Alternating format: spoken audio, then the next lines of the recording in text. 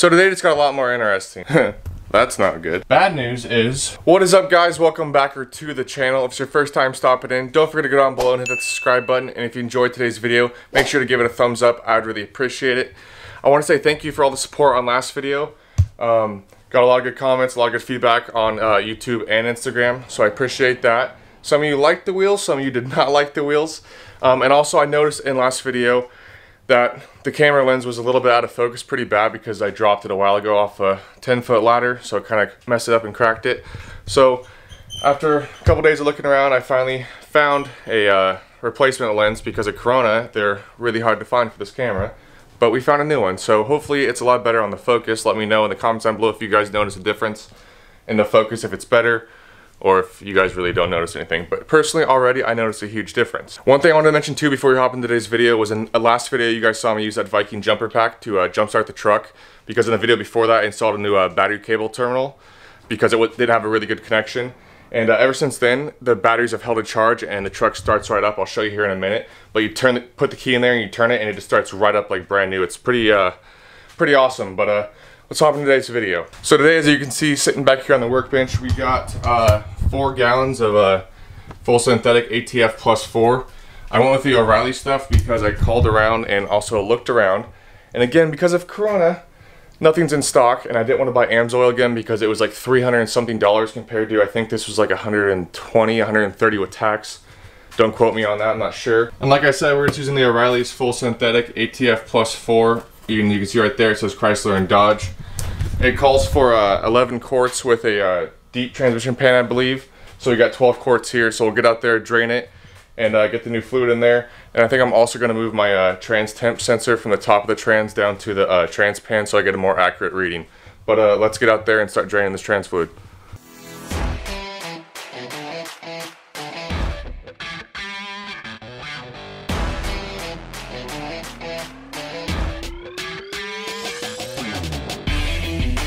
So today just got a lot more interesting. When I was pulling the plug off, like you guys saw, there was some stuff. So here's some of it. That's not good.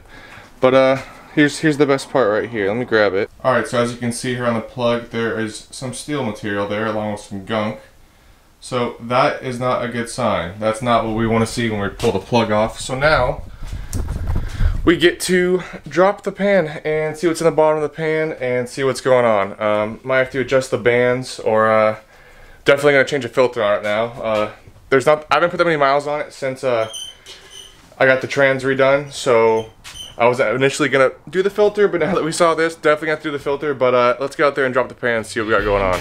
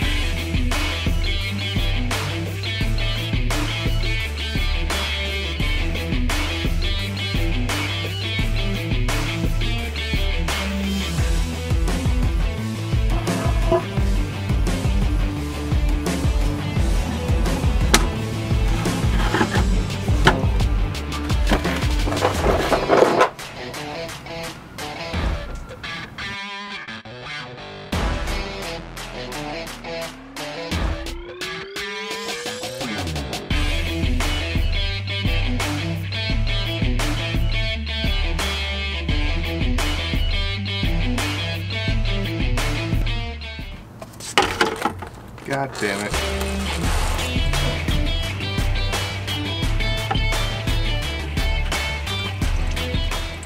Alright, so like you guys just saw, we just got the transmission pan dropped, and I also pulled out the filter because I wanted to check everything out.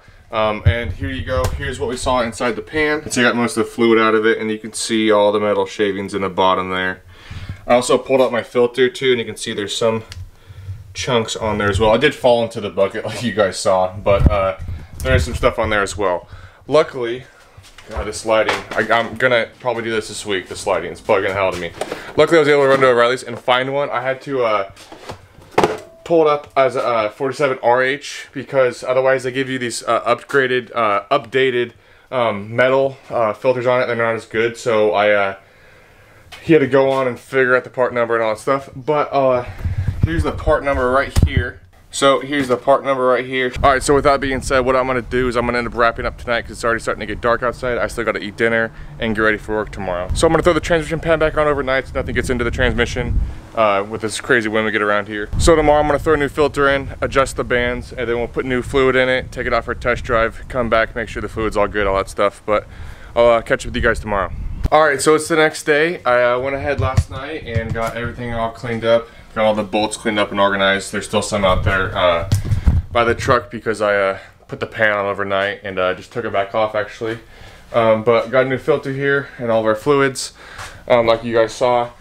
But I wanted to go, before we hop into the truck, I wanted to go over the band adjustment specs and everything because I talked to a couple people last night and also read on some forums just to double check everything. So I'm gonna go off the spec sheet here, which I'll throw up on the screen. Mine will be the 97 to 02 Dodge, and then yours will go, depending on what you have and what year, it's 94, then I think it's 95 to 96, and then 97 to 02.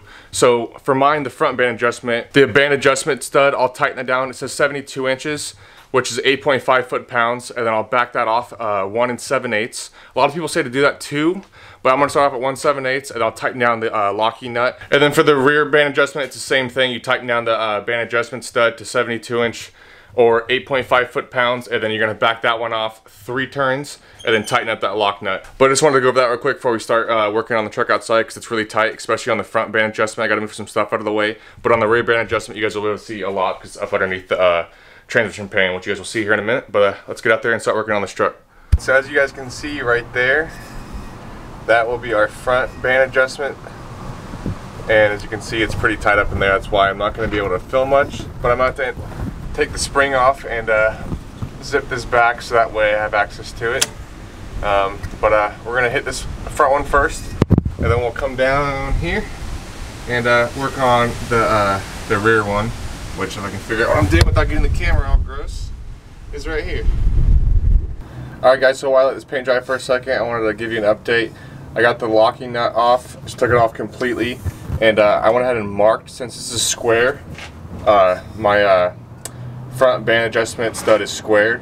An 8mm wrench will fit on that, so since I can't use a socket or anything and be able to tell how many times I'm turning, I went ahead and marked one of the corners so I know how many turns I got on it, and I also marked the top in case it rubs off. But as you can see, I removed the coolant line here. I got the spring sitting right here, and I used the bungee on this here to hold it back. Alright, so we started with the front band adjustment. Now we're going to work on the rear band adjustment, which, like I said before, is going to be right here. The lock nut is going to be a 9/16 on mine, and the band stud's going to be a 1/4 inch, so that's the sizes on mine. So I'm gonna take my lock nut off and tighten down my band adjustment stud to 8.5 foot-pounds, which I already have my torque wrench set to. And then I'm gonna back it off 3 full turns, and then I'll tighten down my lock nut, which you guys will see here in a second. So let's do it.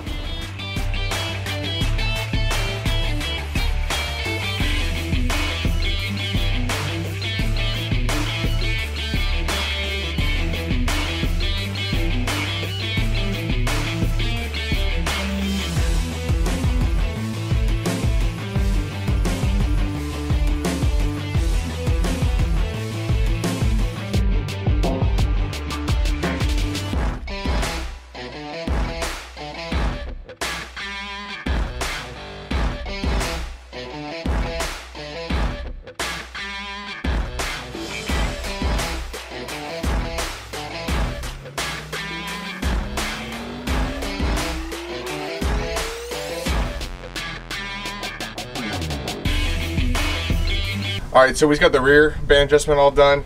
I tightened the stud down to 72 inches or 8.5 foot-pounds, as you guys saw, and then tightened down the locking nut. But now I'm going to go ahead and throw the new filter on, and then we'll get the trans pan thrown back on. Actually, before we do the filter, I'm actually going to pull out the trans temp, which you can see is mounted up right there. And I'm going to go ahead and take out one of these plugs when I clean out the pan here in a second.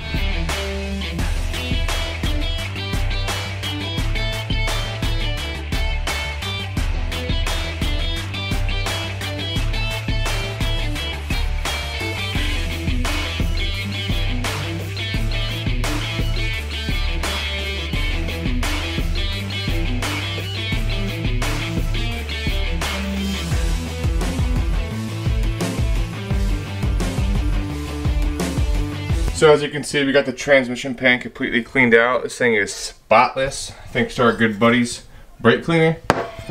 I tried to get some of the, I use the rag on the drain, just try to catch some of the metal. As you guys can see here, you can see a little bit of it there.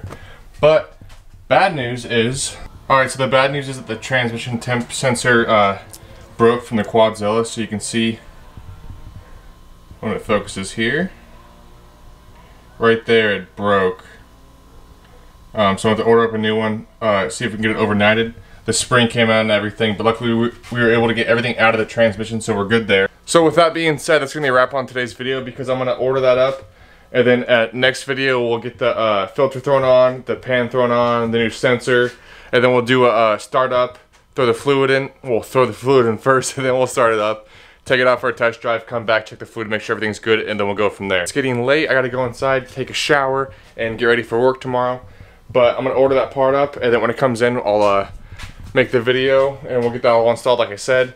But I hope you guys enjoyed today's video. If you guys did, don't forget to give it a thumbs up. I would really appreciate it. If you guys are new here, go down below and hit that subscribe button.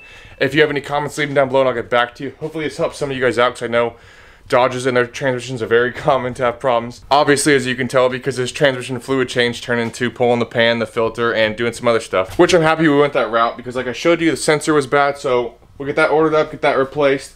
And like I said, we're going to move the sensor into the pan so we get a more accurate reading. But enough talking. Hope you guys enjoyed the video. We'll see you next week.